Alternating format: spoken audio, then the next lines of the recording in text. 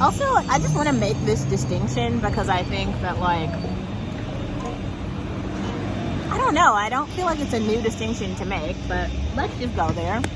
So, there's all these articles coming out about how men are dropping out of the workforce because their jobs don't give them social status. Yes, that's true.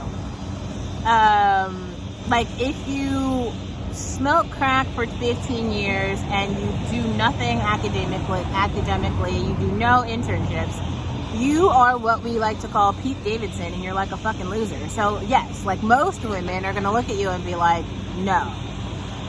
It's not just like, there's like, everybody lives in the real fucking world. That's why women in general are saying, we fucking hate you. Like, if you had a skill, okay, which it doesn't even take that long to acquire a skill. In a day, I learned how to become a bartender. So, like, anyway, so let's say you have a skill, you can use that skill to enter the labor market, and then, like, with your earnings, you can buy shit. But if you don't earn very much, then you can't buy very much. This is why we have to talk about access. I think it's ridiculous to talk about purity politics among women in America. I think purity politics means something in the developing world because women have nothing except their uteruses.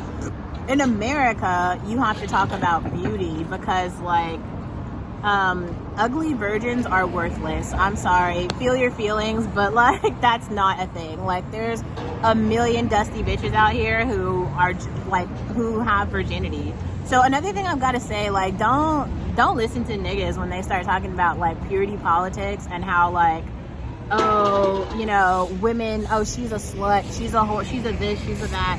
Well, she's all those things because she can be, as in, like, she's highly desirable. If she was not, she would be your daughter. Burn. Like, it's just, all of it is just, like, it's just incredible. And yes, let's start having, so Brett Cooper asked the question yesterday, are we having genetically modified babies? Yes, we are trying to get rid of the poor, ugly people. We're trying to let them die off and die in Mexico.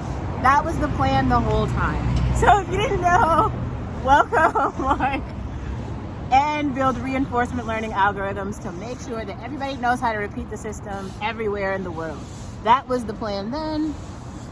I feel like that's the plan now. I don't really see, everything seems to be working on schedule.